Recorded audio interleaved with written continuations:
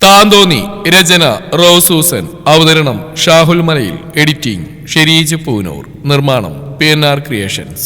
മാമയാണ് വാതിൽ തുറന്ന് സിറ്റ് ഔട്ടിൽ ബാഗുമായി നിൽക്കുന്ന ഇഷാനിയെ കണ്ടപ്പോൾ അത്ഭുതം തോന്നി അയാൾക്ക്. നാളെ ഏറെയായി ഇഷാനി ആ വീട്ടിലേക്ക് വന്നിട്ട്. മോളെന്താ രാവിലെ തന്നെ? നെറ്റിയിൽ എന്തു പറ്റി? ആളുടെ നെറ്റിയിലെ മുറിവ് കണ്ടപ്പോൾ ചോദിച്ച അയാൾ. അത് ഒന്നില്ല മാമേ, ഒന്ന് വീണതാ. ഭദ്രേട്ടനില്ലേ? അവൾ അകത്തേക്കൊന്ന് എത്തി നോക്കിക്കൊണ്ട് ചോദിച്ചു. ഉണ്ടല്ലോ, മോളുവാ. വേണ്ട, ഞാനിവിടെ നിന്നോളാം. ഭദ്രേട്ടനെ വിളിച്ചാൽ നന്നായിരുന്നു. അച്ഛൻ വാങ്ങിയ പണം കൊടുക്കാൻ വേണ്ടി വന്നതാ. ആൾ പറയുന്ന കേട്ടുകൊണ്ടാണ് സ്റ്റെയർ ഇറങ്ങി ഭദ്രം വരുന്നത്. അകത്ത് മുറിയിൽ നിന്ന് ഇറങ്ങി വന്ന മായാദേവി അത് വ്യക്തമായി കേട്ടു. ആ സ്റ്റെയറിൽ തന്നെ തറഞ്ഞു നിന്നുപോയി ഭദ്രൻ. പണം കൊടുക്കാനോ? നീ എന്താ തമാശ പറയാണോ? ചോദിച്ചുകൊണ്ട് മാമി അവളുടെ അടുത്തേക്ക് വന്നു. രാവിലെ തന്നെ ഇവിടെ വന്ന് തമാശ പറയാൻ നിലവിൽ എന്റെ മാനസികത തെറ്റിയിട്ടുള്ള മാമി. ഒരിളക്കുപ്പേരി വെള്ളം അവിടെ മറുപടി കേട്ടപ്പോൾ ചിരി വന്നു പോയി സേവിക്ക്. അവനത് അടക്കിയവരെ നോക്കി. അതാരാ മോളെ? അപ്പോഴാണ് മുറ്റത്ത് നിൽക്കുന്നവനെ മാമ ശ്രദ്ധിച്ച്. അതെന്റെ ബോസാ, അദ്ദേഹത്തിന്റെ PA ആയിട്ടാണ് ഞാൻ ജോലി ചെയ്യുന്നത്. അത് ശരി, അപ്പൊ ബോസും PAയും കൂടി എന്റെ മോനിട്ട് പണിയാൻ വന്നാളല്ലേ? നീ എന്താണ് അവിടെ തന്നെ നിൽക്കുന്നേ? നിനക്കൊന്നും പറയാനില്ലേ? നിനക്ക് തരാനുള്ള പൈസ തീർക്കാൻ വന്നാ ഇവളുടെ ബോസും. അമ്മയുടെ ശബ്ദം ഉയർന്നപ്പോൾ സമനില തെറ്റിയ പോലെ ഭദ്രൻ ഓടിയിറങ്ങി വന്നു. ആൾക്ക് മുന്നിൽ നിൽക്കുന്ന രണ്ടുപേരെയും തള്ളി മാറ്റിക്കൊണ്ട് ആ സിറ്റൗട്ടിലേക്ക് കടന്നു. എടീ, നീ എന്താ പറഞ്ഞ്? എനിക്ക് തരാനുള്ള 15 ലക്ഷം നീ കൊണ്ടുവന്നിട്ടുണ്ടല്ലോ? ആളുടെ മുഖത്തേക്ക് മുഖടുപ്പിച്ചുകൊണ്ട് ചോദിച്ചവൻ. കൂടുതൽ ആവേശമൊന്നും വേണ്ട. നിങ്ങൾ പറഞ്ഞ പോലെ 15 ലക്ഷം ഈ ബാഗിലുണ്ട്. എന്റെ വീണ്ടും ആധാരം തരണം. ബാഗ് അവർ നേരെ നീട്ടിപ്പിടിച്ചുകൊണ്ട് പറഞ്ഞവൾ. താരിലടി, ഇവന്റെ കൂടെ കിടന്നിട്ട് കൊണ്ടുവന്ന കാശല്ലേ ഇത്? ഭദ്രൻ ഒരു കാര്യം തീരുമാനിച്ചിട്ടുണ്ടെങ്കിൽ അത് നടത്തിയിരിക്കും. നിന്റെ ആധാരം എന്റെ വീട്ടിൽ ഭദ്രമായിട്ടിരിക്കും. നിശ്ചയിച്ച മുഹൂർത്തത്തില് വിവാഹം നടക്കുകയും ചെയ്യും. ആളുടെ കവിളിൽ കുത്തിപ്പിടിച്ചുകൊണ്ട് വർദ്ധിച്ച ദേഷ്യത്തോടെ പറഞ്ഞവൻ. ഇത് ഫൗള് കളിയാണല്ലോ ഭദ്ര. ഒറ്റത്തന്തക്ക് പിറന്നവരുടെ കളിയല്ല കേട്ടോ. വാക്ക് പറഞ്ഞാൽ വാക്കായിരിക്കണം. കൂടുതൽ വാചകടിക്കാതെ പോയി ആധാരം എടുത്തിട്ട് വാ മോനെ. പോയിട്ട് വേറെ പണിയുള്ളതാ. ഒരു വശത്തെ ചെരിഞ്ഞുകൊണ്ട് വലതുകാലം ഉയർത്തി മുണ്ടിന്റെ അറ്റം പിടിച്ച് മടക്കി കുത്തി ജുബയുടെ പോക്കറ്റിൽ കിടന്ന ചുരുട്ടെടുത്ത് ചുണ്ടിൽ വെച്ച് കത്തിച്ചവൻ. നീ ഞങ്ങളുടെ കുടുംബകാര്യത്തിൽ ഇടപെടണ്ട, ഇറങ്ങി പോടാ. സേവിയെ നോക്കി അലറി ഭദ്രൻ. സേവി ഇവിടെ കയറി വന്നിട്ടുണ്ടെങ്കിൽ വന്ന വഴി പോവാനും അറിയാം. അതൊന്നും നീ എന്നെ പഠിപ്പിക്കണ്ട. പക്ഷേ പോകുന്നതിന് മുമ്പ് വന്ന കാര്യം നടത്തിയേ പോവൂ. സേവിയുടെ കരുത്ത് നിനക്ക് നന്നായിട്ട് അറിയാം. വെറുതെ വയസ്സായ തന്തയുടെയും തള്ളയുടെയും മുമ്പിൽ വെച്ച് മേടിച്ചു കൂട്ടരുത്. വാങ്ങിക്കാൻ നിനക്ക് മടിയില്ലെങ്കിൽ തരാൻ എനിക്ക് ഒട്ടും മടിയില്ല കേട്ടോ. കുടുംബത്തിൽ കയറി വന്ന് തോന്നിവാസം പറയുന്നോടാ. പോലീസിനെ വിളിച്ചാലുണ്ടല്ലോ നിന്റെ അഹങ്കാരങ്ങൾ നിൽക്കും. ഇന്നലെ കണ്ട ഒരുത്തന്റെ കൂടെ നടന്നിട്ട് സ്വന്തം ബന്ധം വേണ്ട നോക്കി നിന്നെ പോലെ തേ പിടിച്ചാണല്ലോ എന്റെ മോന് വേണ്ടി ഞാൻ ആലോചിച്ചത്. മായാദേവി പ്രാഗിക്കൊണ്ട് പറഞ്ഞു. മാമീന്ന് വിളിച്ച നാവുകൊണ്ട് വേറെ വല്ലതും വിളിച്ചു പോയി ഞാൻ. മകന്റെ ഗുണവധികാരങ്ങളൊന്നും എന്നോട് പറയണ്ട. എനിക്കറിയാം നിങ്ങളുടെ മകനെ നന്നായിട്ട്. എന്റെ അമ്മയെ ഓർത്തുകൊണ്ട് മാത്രം ഞാൻ ഇതുവരെല്ലാം ക്ഷമിച്ച്. വിളിക്ക്, പോലീസിനെ വിളിക്ക്, വരട്ടെ. എന്റെ അച്ഛന്റെ കയ്യിൽ നിന്ന് കൊള്ളപ്പലിശക്ക് ആധാരമായി പെട്ടിയിൽ വെച്ചിട്ട് പൈസ തന്ന് തിരികെ എടുക്കാൻ വരുമ്പോ കാണിക്കുന്ന വീരസാഹസങ്ങള് അവരും അറിയട്ടെ, അന്വേഷിക്കട്ടെ എന്താണ് സത്യം എന്ന്. അലി വേണ്ട, ഞാൻ തന്നെ പോയിക്കോളാം സ്റ്റേഷനിലേക്ക്. അവര് തീരുമാനിക്കട്ടെ എന്ത് വേണമെന്ന്. ഇഷാനി ഭദ്രനെ നോക്കി. അവിടെ ആധാരം എടുത്തു കൊടുത്തേക്കടാ. നീ പറഞ്ഞ തുകയോട് കൊണ്ടുവന്നല്ലോ. അച്ഛൻ പറയുന്ന കേട്ടപ്പോൾ ദേഷ്യം വന്നു ഭദ്രന്. പെങ്ങളുടെ മകളാണ് അതാണ് ഇതാണെന്ന് പറഞ്ഞിട്ട് കണ്ടില്ല ഇവളുടെ അഹങ്കാരം. ഏതോ ഒരുത്തനെ കൊണ്ടുവന്ന് നിർത്തിയിട്ട് എന്നോട് പകരം ചോദിക്കുന്നു. ഇവളെ ഞാൻ വെറുതെ ഇടുന്ന് കരുതണ്ട ആരും. നീ ഇവളെ അങ്ങ് മൂക്കിൽ വലിച്ചേറ്റും. ചേലക്കാതെ പോയി ആധാരം എടുത്തിട്ട് വാളാം. സേവിയുടെ ക്ഷമ അതിരിട്ട് തുടങ്ങിയിരുന്നു. ഇല്ലെങ്കിൽ നീ എന്ത് ചെയ്യടാ? എന്റെ വീട്ടിൽ കയറുമെന്ന് എന്നോട് കൽപ്പിക്കുന്നോ? ഭദ്രൻ ഓടിയിറങ്ങി സേവിയുടെ കഴുത്തിൽ കുത്തിപ്പിടിച്ചു. മോനെ ഭദ്ര, വിട്ടേക്കടാ. നിന്റെ അപ്പനും അമ്മയും സഹിക്കില്ല. ഇവിടെ വെച്ചൊരു സീനുണ്ടായ. അവന്റെ കഴുത്തിൽ കുത്തിപ്പിടിച്ചിരുന്ന കയ്യിൽ പിടിച്ചുകൊണ്ട് സേവ് പുഞ്ചിരിയോടെ പറഞ്ഞു. ഇവളുടെ ശരീരം കണ്ടിട്ടില്ലടാ നീ പിന്നാലെ കൂടിയിരിക്കുന്നത്. എനിക്കറിയാം, പക്ഷേ നിന്റെ മോൻ നടക്കില്ലടാ. പല്ലി അടിച്ചുകൊണ്ട് ഭദ്രൻ സേവിയുടെ കാതിൽ പറഞ്ഞു. സേവി ചീത്തയാ, അത് ശരിയാ. എന്ന് വെച്ച് എന്റെ സ്ഥാപനത്തിൽ ജോലിക്ക് വരുന്നവർക്ക് ഒരു ആപത്തുണ്ടായ സഹായിക്കും ഞാൻ.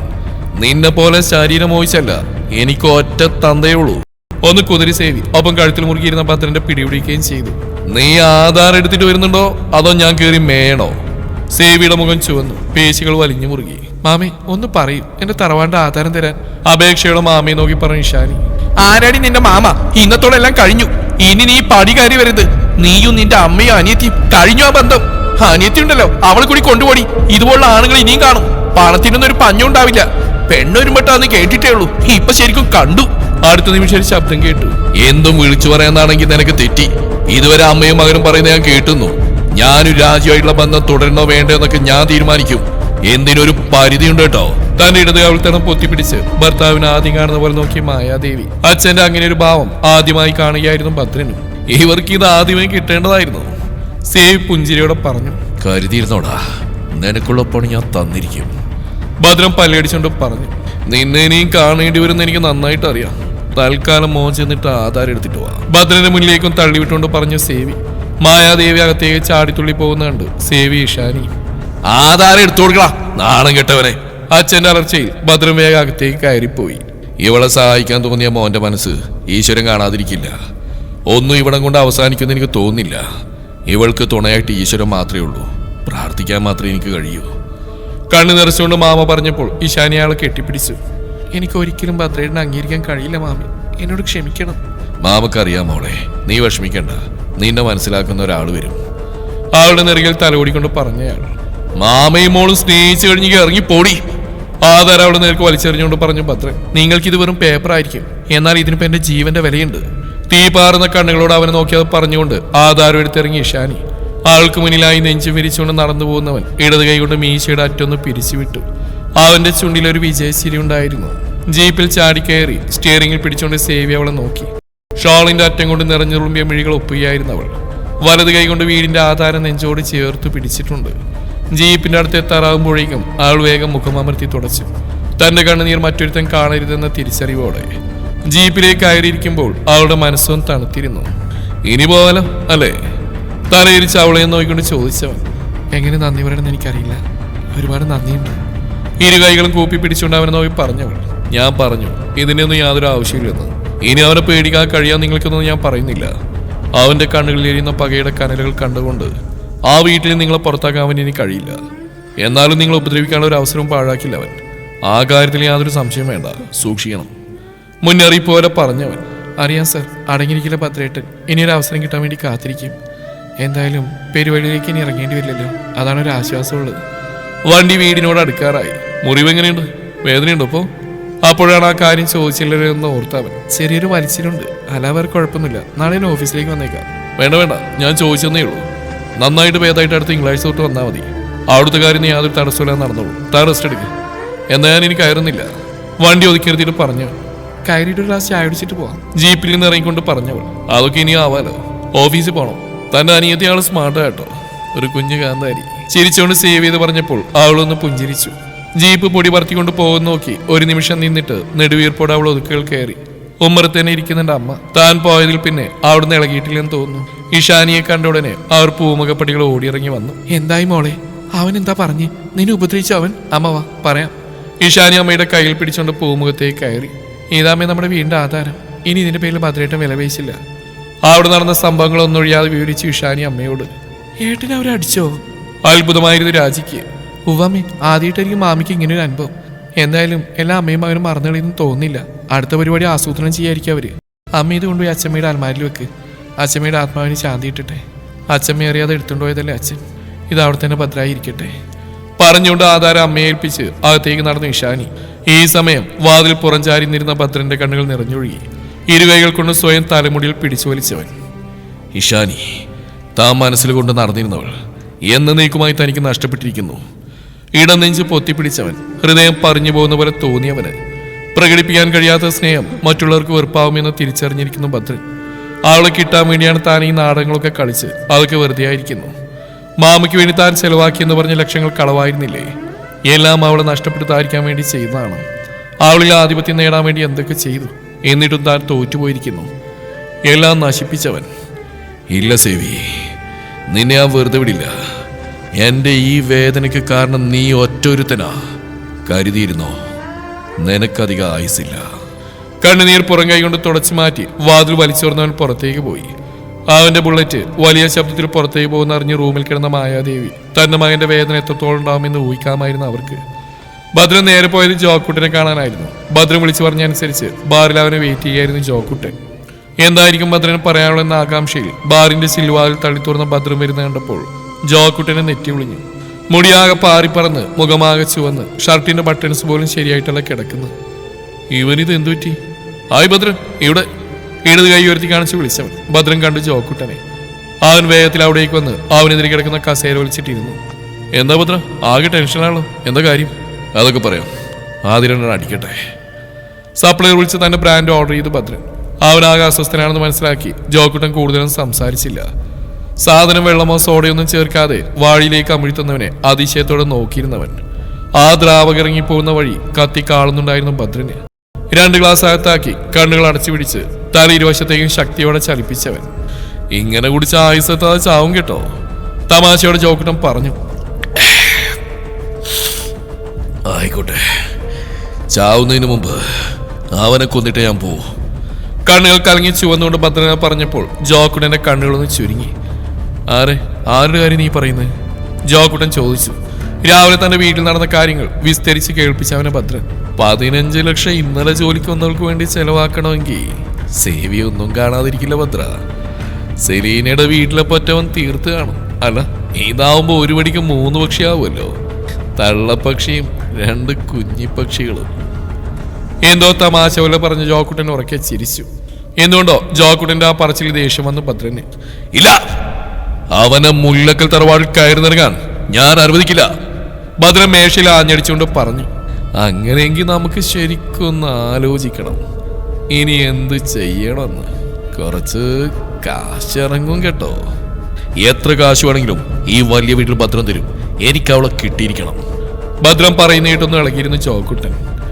ഞാൻ വിളിക്കാം, ഒരു പ്ലാൻ തയ്യാറാക്കിയിട്ട്. താനിപ്പോ ചെല്ല്. അവനെ നോക്കിയിട്ട് ഭദ്രൻ എഴുന്നേറ്റു. പോക്കറ്റിൽ നിന്ന് ഏതാനും നോട്ടുകളെടുത്ത് ആ മേശപ്പുറത്തേക്ക് വെച്ചിട്ട് ആടിയാടി അവൻ അവിടെ നിന്ന് നടന്നു നീങ്ങി. ഭദ്ര, നിനക്കറിയില്ല സേവി ആരാണെന്ന്. നമ്മൾ മനസ്സിൽ കാണുമ്പോൾ അവനത് മാനത്ത് കാണും. ശക്തി കൊണ്ടവനെ നേരിടാൻ നമുക്ക് കഴിയില്ല. ബുദ്ധി, അതാണ് ഇവിടെ പ്രയോഗിക്കേണ്ടത്. സേവിക്കെതിരെ പ്രയോഗിക്കാൻ എനിക്കൊരു ആയുധം കിട്ടിയിരിക്കുന്നു, ഭദ്രൻ എന്ന വജ്രായുധം. പറഞ്ഞുകൊണ്ട് ജോക്കുട്ടൻ കുപ്പിയിൽ അവശേഷിച്ച മദ്യം കുടിച്ചു. കൊടുക്കാനുള്ള ബില്ലും പേ ചെയ്ത് ബാക്കി കാശ് പോക്കറ്റിലിട്ട് അവിടുന്ന് ഇറങ്ങി. സേവി ഓഫീസിലെത്തുമ്പോൾ ജോസൂട്ടി ബാങ്കിൽ പോയി വന്നിരുന്നു. എന്തായി പോയിട്ട്? അവനായിട്ട് വീണ്ടും ഉടക്കിയിട്ട് പോരേണ്ടി വന്നോ? സേവിക്കെതിരെ ഇരുന്നുകൊണ്ട് ജോസൂട്ടി ചോദിച്ചു. അവനൊരു നടക്ക് പോകുന്ന കേസല്ല, പണിയായിട്ട് പുറകെ വരാനാണ് സാധ്യത കൂടുതൽ. നോക്കാം അവൻ ഏതുവരെ പോകുന്നു. അല്ല, അവനെ കുറ്റം പറയാനൊക്കത്തില്ല. കുട്ടിക്കാലം തൊട്ട് അവൻ മനസ്സിലിട്ട് നടക്കുന്നവളെയാണല്ലോ അവനിൽ നിന്ന് ഞാൻ അകറ്റിയത്. പക്ഷെ പിടിച്ചു വാങ്ങുന്ന സ്നേഹത്തിന് വിലയില്ലെന്ന് ആ പൊട്ടൻ അറിയില്ല. സേവി ചിരിച്ചോണ്ട് പറഞ്ഞപ്പോൾ ജോസൂട്ടി അവനെ ചെറിഞ്ഞു നോക്കി. എടാ, എന്റെ പേരിന്റെ അർത്ഥം എന്താണെന്ന് അറിയാം നിനക്ക്? സേവ്യ, രക്ഷകൻ, രക്ഷിക്കുന്നവൻ. ഇഷാനിയെ ഭദ്രന്റെ കയ്യിൽ നിന്നും സംരക്ഷിക്കുന്നത് എന്നിൽ വന്നു ചേർന്ന ദൗത്യമായിരുന്നു. അത് ഞാൻ ഭംഗിയായി നിറവേറ്റി. അതിന്റെ വരുംവരായികളൊന്നും ആലോചിക്കാതെ. അവൻ വരട്ടെ, നമുക്ക് വരുന്നിടത്ത് വെച്ച് കാണാം. അതുകൊണ്ട് എന്തായി നീ പോയ കാര്യം? സേവി കാര്യത്തിലേക്ക് കടന്നു. വല്ലപ്പോഴുമേ ഓഫീസിലേക്ക് വരാറുള്ളൂ. എങ്കിലും വന്നു കഴിഞ്ഞാൽ കാര്യങ്ങളൊക്കെ കൃത്യമായി നടക്കണം. അതാണ് അവന്റെ പോളിസി. അതെല്ലാം ഓക്കെ ആയി. കറിയാച്ച മുതലാളി വന്നിട്ടില്ല കേട്ടോ. ഇനി വയ്യായി കൊല്ലം ഉണ്ടായിട്ടാണോ? ജോസൂട്ടി അന്വേഷിച്ചു. അതൊന്നും എനിക്കറിയില്ല. അങ്ങേരുടെ കാര്യങ്ങളൊക്കെ നോക്കാനാണല്ലോ അവരെ കെട്ടിയെഴുന്നള്ളിച്ച് കൊണ്ടുവന്നിരിക്കുന്നത്. തീരെ താല്പര്യമില്ലാത്ത സംസാരം നീട്ടിക്കൊണ്ടുപോകാൻ സേവി ആഗ്രഹിച്ചില്ല. ഓഫീസ് കാര്യങ്ങളും മറ്റുമായി പിന്നെ അവിടെ ചർച്ച നീണ്ടു. ജോയ്ക്കുട്ടൻ നേരെ പോയത് ഏട്ടന്റെ അടുത്തേക്കായിരുന്നു. വിവരങ്ങളൊക്കെ അറിഞ്ഞപ്പോൾ ജോയ്ക്കുട്ടിക്ക് അടിമുടി വരച്ചു കയറി. ഈ ചേച്ചി ഇത് എന്നാ നോക്കിയിരിപ്പ? കാൽ ചൂട്ടിലെ മണ്ണൊലിച്ചു പോകുന്ന അറിയുന്നില്ലേ? രൂപ 1-2 അല്ല, 15 ലക്ഷമാ. എവിടെയോ കിടന്ന് ഒരുപാട് ഓഫീസിൽ കയറിയതേ ഉള്ളൂ. പുഴ പോലെയാണ് കാശ് ഒഴുകിപ്പോകുന്നത്. ഇതിങ്ങനെ തുടർന്നു പോയാ ആളിയനും ചേച്ചിയും വൈകാതെ പാപ്പരാവും. എന്തായാലും അവള് മോശക്കാരിയല്ല. കുറച്ചു ദിവസം കൊണ്ട് തന്നെ സേവ് ചെയ്യാൻ മടക്കി ഓടിച്ച കക്ഷത്തിൽ വെച്ചല്ലോ, സമ്മതിക്കണം. ജോക്കുട്ടൻ വലിയ സംഭവം എന്തോ കണ്ടുപിടിച്ച പോലെ പറഞ്ഞു. എടാ, ഒരു പെണ്ണ് വിചാരിച്ച ആണിനെ മാറ്റിയെടുക്കാനാണോ പ്രയാസം? എന്തായാലും ആ മുതലിനെ ഒന്ന് നേരിട്ട് കാണാൻ എനിക്ക്. ചേച്ചി അളിയനെയൊക്കെ വിവരങ്ങളൊക്കെ അറിയിക്കണം. ഇപ്പൊ തന്നെ പോവാൻ നമുക്ക് അങ്ങോട്ട്. ഇത് ഇങ്ങനെ വിട്ടാൽ ശരിയാവില്ല. അളിയനെ വെറും മൊണ്ണയാക്കി ഇരുത്തിയിട്ട് മൂർത്തി വിലസണ്ട. നീ വണ്ടി എടുക്കടാ. ജോയ്ക്കുട്ടി സിറ്റൗട്ടിലേക്ക് നടന്നു. പിന്നാലെ ജോക്കുട്ടനും. കാഞ്ഞിരത്തിങ്കിൽ തറവാട്ടിൽ അവരുടെ കാർ എത്തുമ്പോൾ തങ്കച്ചിയും കറിയാച്ചനും എന്തോ കാര്യമായ ചർച്ചയിലായിരുന്നു സിറ്റൗട്ടിൽ. ജോക്കുട്ടന്റെ കാർ വരുന്ന കണ്ടപ്പോൾ അവരുടെ നെറ്റിയൊന്ന് ചുളിഞ്ഞു. എന്താ ഇവനൊരു മുന്നറിയിപ്പില്ലാതെ? ഇനി നിങ്ങളുടെ ദൂർത്തുപുത്രൻ എന്തെങ്കിലും പണിയൊപ്പിച്ചോ? ഭർത്താവിന് നോയി ചോദിച്ചുകൊണ്ട് തങ്കച്ചി എഴുന്നേറ്റു. കാർ നിർത്തിയപ്പോൾ ആദ്യം ഇറങ്ങിയത് ജോയ്ക്കുട്ടിയാണ്. ഇവനും ഉണ്ടായിരുന്നു. കാര്യമായിട്ട് എന്തോ ഉണ്ടല്ലോ. എന്നതാണ് പിള്ളേരെ ഒന്ന് വിളിച്ചോലും പറയാതെ? ഇനി ആ കണ്ണം തിരിഞ്ഞവനെന്തെങ്കിലും പുലിവാലിച്ചെന്ന് പിടിച്ചോ? തങ്കച്ചി അനിയന്മാരെന്ന് പോയി ചോദിച്ചു. അതില്ലാതെ ഞങ്ങളിപ്പോ ഇങ്ങോട്ട് വരത്തില്ലല്ലോ. അളിയ ഇങ്ങനെ ഭാര്യയുടെ വാലും പിടിച്ചിവിടെ ഇരുന്നാൽ ശരിയാവത്തില്ല കേട്ടോ. കയ്യൂക്കുളം കാര്യക്കാരെന്ന് പറഞ്ഞ പോലെയാ കാര്യങ്ങളുടെ കിടപ്പ്. ജോയ്ക്കുട്ടി സീറ്റുകളിലേക്ക് കയറി അളിയന്റെ അടുത്ത് കിടന്ന് കസേരയിൽ ഇരുന്നുകൊണ്ട് പറഞ്ഞു. എന്നതാണേലും തുറന്നു പറ ജോയ്ക്കുട്ടി. ഒരുമാതിരി വാലും തുമ്പില്ലാത്ത രീതിയിൽ പറഞ്ഞ എങ്ങനെ മനസ്സിലാവാനാ? ജോയ്ക്കുട്ടി പറഞ്ഞു. ഒട്ടും ഇഷ്ടപ്പെടാൻ കറിയാച്ചൻ ചോദിച്ചു. രൂപ 1-2 അല്ല, 15 ലക്ഷം പുതുതായി വന്ന സ്റ്റാഫിനാവും കൊണ്ടുപോയി തുളച്ചു കളഞ്ഞ്. വല്ലോ അറിയുന്നുണ്ടോ അളിയൻ? നീ ഒന്ന് തെളിച്ചു പറ. ആർക്ക് കൊടുത്ത കാര്യം പറയുന്നേ? ഒന്നും മനസ്സിലാവാത്ത രീതിയിൽ കറിയാച്ചൻ ജോയ്ക്കുട്ടിയും ജോക്കുട്ടയും നോയി ചോദിച്ചു. ഇത് തന്നെയാ പറയുന്നത്, അടിയിലൊന്നും അറിയുന്നില്ല എന്ന് ജോക്കുട്ടൻ കൈമറത്തിക്കൊണ്ട് പറഞ്ഞു. എന്നതാടാ, ഒന്ന് തെളിച്ചു പറ. സീറ്റോളിലെ ചാരുബെഞ്ചിലേക്ക് ഇരുന്നുകൊണ്ട് തങ്കച്ചി വെപ്രാളപ്പെട്ടു. കാര്യങ്ങളൊക്കെ വിശദമായിട്ട് ആങ്ങളമാർ പറഞ്ഞു കേട്ടപ്പോൾ നെഞ്ചിൽ കൈവച്ച് തങ്കച്ചി. ഈ തലതെറിച്ചവൻ കുടുംബം മുടിക്കുമല്ലോ. ഇത്രയും വലിയൊരു തുക മൂർത്തി ബാങ്കിൽ നിന്ന് എടുക്കില്ല, എന്നോട് ചോദിക്കാതെ. അതിനുള്ള ധൈര്യമൊന്നും അയാൾക്കില്ല. വിശ്വസിക്കാൻ കഴിയുന്നുണ്ടായിരുന്നില്ല കറിയാച്ച മുതലാളിക്ക്. ഫോണുണ്ടല്ലോ കയ്യില്, വിളിച്ച് ചോദിക്ക്, കാര്യം അറിയാലോ. അല്ലെങ്കിൽ മാനേജർ വിളിക്ക്, ബാങ്കിൽ നിന്ന് പണം ട്രാൻസ്ഫർ ആയിട്ടുണ്ടോ നോക്കാലോ. കമ്പനിക്കുള്ളിൽ തന്നെയായിരിക്കും. ജോയ്ക്കുടി ദേഷ്യത്തിലാണ് പറയുന്നത്. ഞാനൊന്ന് മാനേജറെ വിളിക്കട്ടെ. ഫോൺ എടുത്ത് കറിയാച്ച മുതലാളി മാനേജറെ വിളിച്ചു. ഒന്ന് നോക്കിയിട്ട് പറയാമെന്ന് പറഞ്ഞു മാനേജർ. 5 മിനിറ്റ് കഴിഞ്ഞപ്പോൾ ബാങ്കിൽ നിന്ന് തിരിച്ചു വിളിച്ചു.